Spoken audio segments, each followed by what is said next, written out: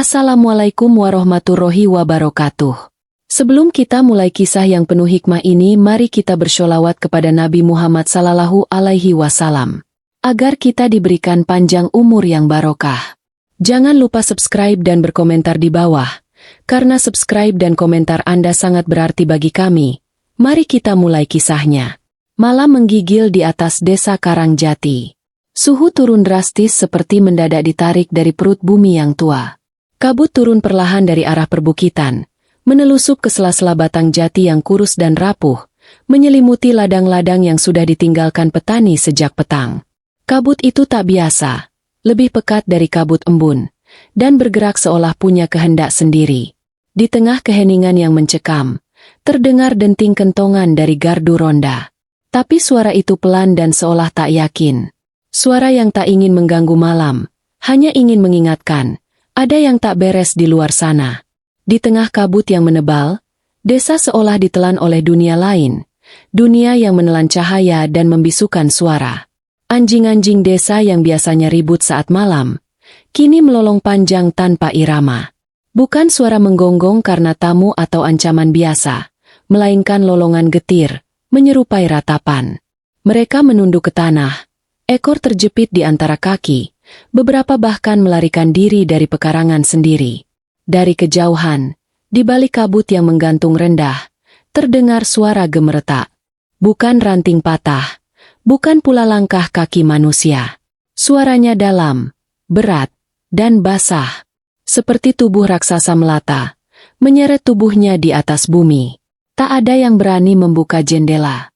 Semua hanya diam di balik dinding, berharap malam segera berlalu. Di dalam sebuah rumah tua di pinggir desa, Pak Karim duduk bersila di atas tikar pandan yang telah usang. Wajahnya tertunduk, matanya terpejam, hanya jemarinya yang bergerak, menggulir tasbih yang sudah menguning dimakan usia. Ia tidak membaca zikir dengan suara keras. Ia hanya bergumam lirih, seolah berbisik pada dirinya sendiri, atau pada sesuatu yang tak tampak. Angin malam menyelinap dari sela-sela dinding bambu, membawa aroma tanah basah yang bercampur dengan bau besi, bau darah yang lama tertimbun. Pak Karim menarik napas panjang. Sudah lama ia menunggu malam seperti ini datang lagi. Tapi tidak dengan harapan, melainkan dengan ketakutan yang lama ia simpan dalam diam. Di sudut ruangan yang remang, Ayla duduk memeluk lutut. Gadis remaja itu mengenakan mukena yang belum sempat ia lepas sejak salat Isya. Di dadanya, Al-Quran didekap erat-erat seperti pelindung terakhir. Matanya membelalak, memandangi jendela yang mulai mengembun karena dingin. Di luar, kabut tampak menempel pada kaca, dan sekelebat bayangan seperti menyelinap di balik tirai. Ayla menggigil. Ia tak tahu mengapa, tapi hatinya merasa ada sesuatu yang sedang memperhatikannya. Bukan dari luar, tapi dari bawah rumah. Dari tanah yang membisikkan sesuatu yang tak bisa dimengerti akalnya. Raka berdiri di ambang pintu kamar. Tubuhnya kaku. Ia baru datang 2 hari lalu dari kota. Ia pikir tinggal bersama kakeknya di desa akan memberinya ketenangan, jauh dari hiruk-pikuk dan drama kehidupan. Tapi malam ini, perasaannya mendadak salah. Jantungnya berdetak terlalu cepat. Seperti tubuhnya mencoba memperingatkan sesuatu yang tak mampu dijelaskan logika. Ia menatap ke langit-langit, dan bulu kuduknya berdiri tanpa alasan jelas. Dari celah lantai, ia merasa lantai bergetar sangat pelan, seolah sesuatu besar sedang bergerak di bawah rumah. Dan anehnya, ia merasa seperti sedang diawasi.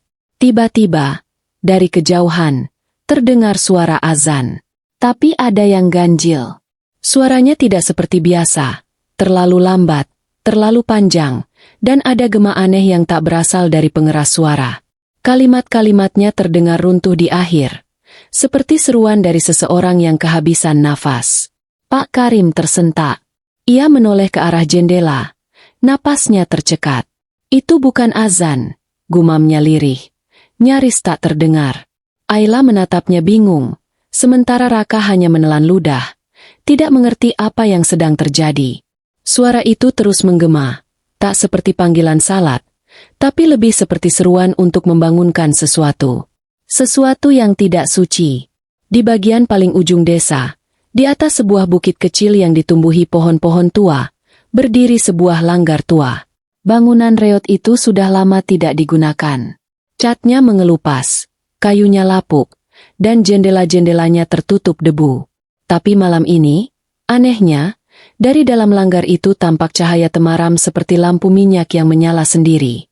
Dan di balik cahaya itu, siluet seorang pria berjubah putih berdiri tegak. Tubuhnya tinggi dan kurus, tak bergeming. Wajahnya tertutup sorban, hanya tampak sepasang mata yang memantulkan cahaya samar.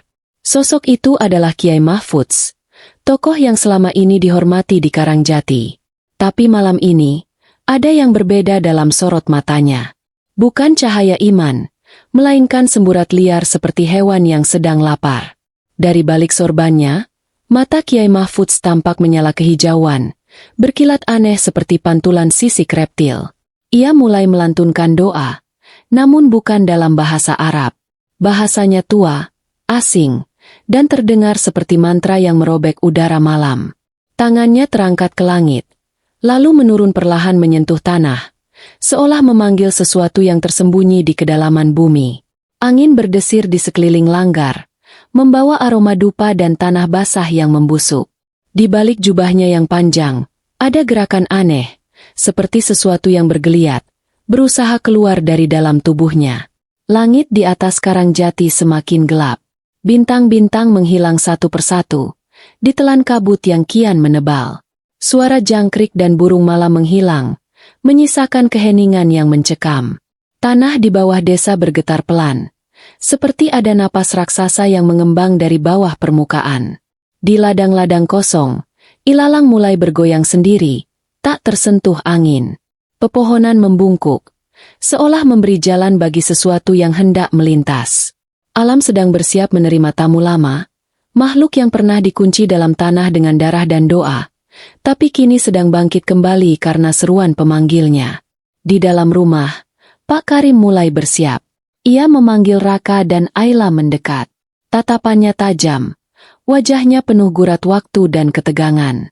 Apapun yang kau lihat nanti, jangan buka pintu, jangan jawab salam, dan jangan biarkan cahaya masuk dari luar, katanya sambil memadamkan lampu damar. Ruangan langsung gelap, hanya tersisa cahaya rembulan samar dari sela jendela. Mereka akan mencoba meniru, menyaru, memanggil dengan wajah yang kau kenal, lanjutnya pelan. Suasana jadi lebih hening dari sebelumnya. Dan saat itu juga, terdengar ketukan pertama di pintu. 3 kali. Pelan. Teratur. Diiringi suara berat yang menyapa dengan sangat sopan namun menggetarkan. Assalamualaikum. Suara salam itu terdengar sangat dekat, seolah hanya sehelai papan dari tempat mereka berdiri. Tapi tak ada bayangan siapapun di luar jendela. Hanya kabut pekat yang menggantung seperti tirai putih. Ayla memejamkan mata erat-erat, memeluk Al-Quran lebih kuat. Raka menahan napas. Tubuhnya gemetar meski tak tahu kenapa.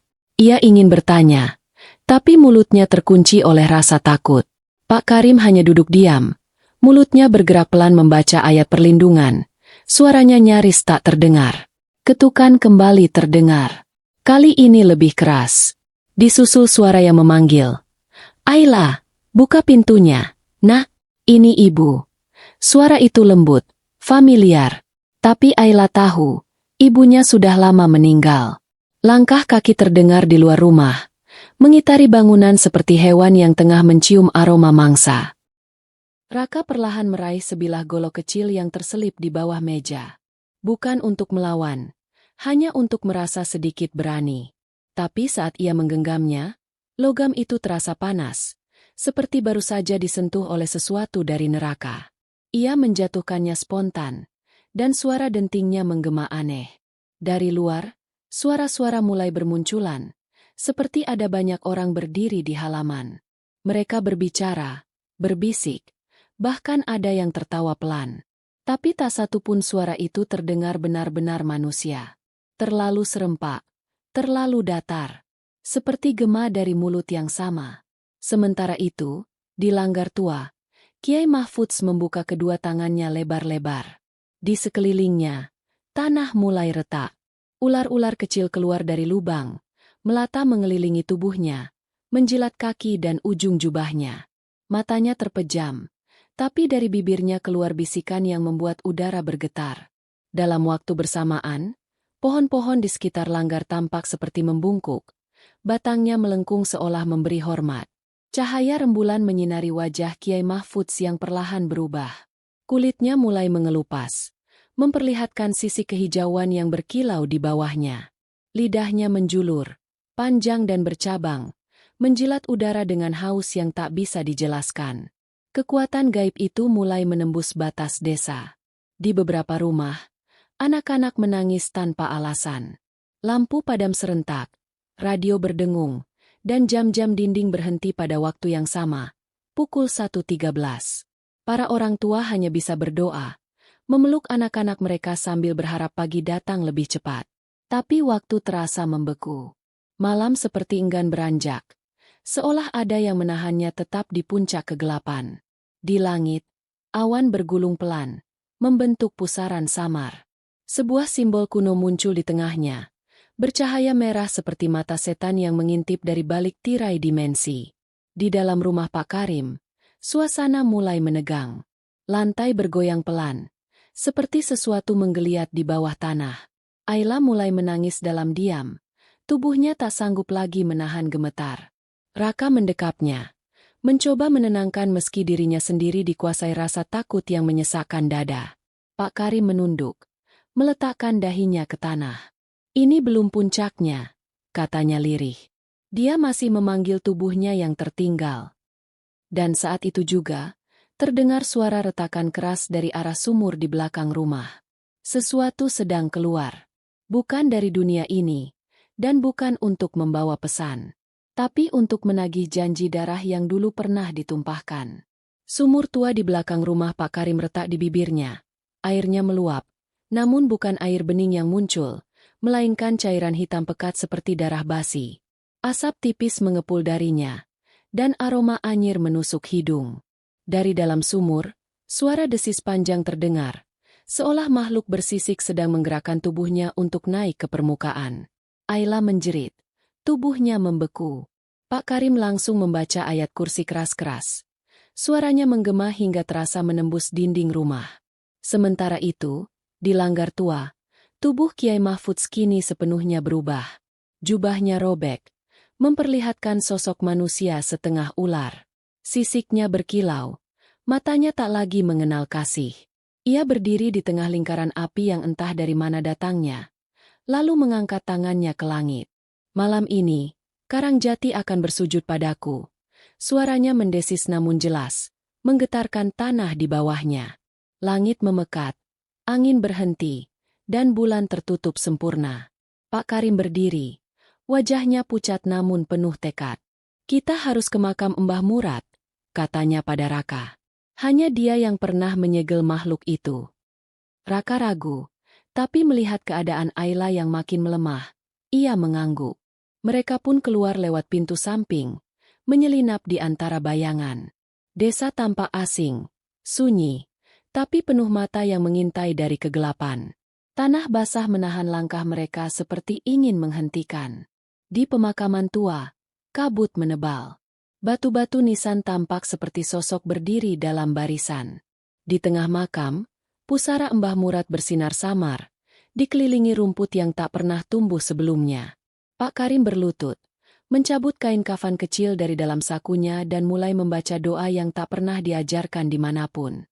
Udara bergetar, dan tanah di bawah mereka bergemuruh.